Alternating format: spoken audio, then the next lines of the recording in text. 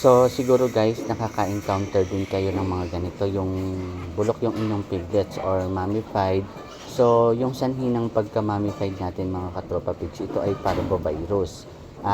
Yung pagiging patay din naman ng piglets, posible ding PRRS or PRB. So, kami dito, nagbabakuna kami ng parvovirus.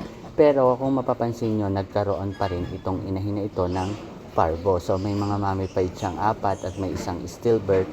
At syempre, dahil bakunado nga yung ating mga inahin, hindi naman lahat ay naging mummified yung ating mga piglets. So, meron tayong buhay dito na 14 piglets.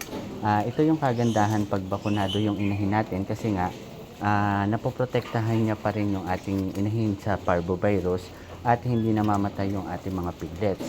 So, maganda mga katropa pigs na magbakuna kayo ng parvovirus sa inyong inahin, hindi man 100% na poprotektahan, at least 80% man lang ay protektado ang ating inahin. So, yung mga piglets natin, may aasahan tayong piglets. Unlike sa wala tayong bakuna, kung tamaan tayo ng parvovirus, nakakahinayang kung lahat ng piglets natin ay magiging katulad nito.